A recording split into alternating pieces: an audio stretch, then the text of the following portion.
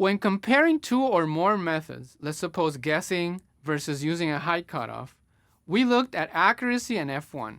The second method clearly outperforms the first. However, while we consider several cutoffs for the second method, for the first, we only consider one approach, guessing with equal probability. Note that guessing male with higher probabilities would give us higher accuracy due to the bias in this particular sample. You can see it like this, for example. But as described earlier, this would come at the cost of lower sensitivity. The curves we described in this video will help us see this. Remember that for each of the parameters we chose, we can get a different sensitivity and specificity.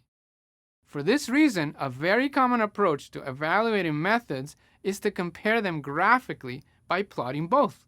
A widely used plot that does this is the Receiver Operating Characteristic ROC curve. If you're wondering where the name came from, you can consult the ROC Wikipedia page. The ROC curve plots sensitivity versus 1 minus specificity. Here we compute these for different probabilities of guessing male. We can use similar code to compute these values for our second approach. Now, by plotting both curves together, we're able to compare sensitivity for every value of specificity. We can see that we obtain higher sensitivity with our second approach for all values of specificity, which implies it is in fact a better method. Notice that the ROC for the guessing approach is on the identity line.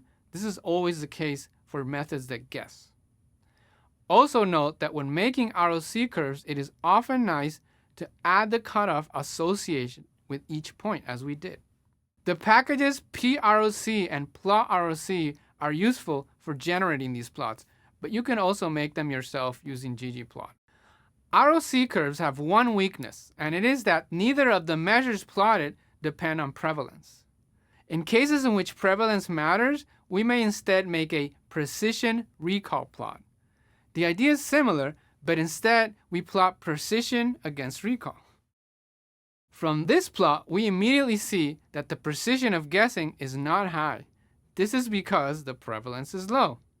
Now, notice that if we redefine positives to be males and negatives to be females, the ROC curve will remain the same. Specificity and sensitivity relationships don't change with that redefinition.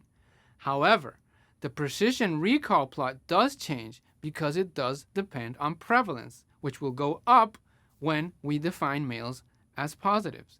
You can see that by making the plot.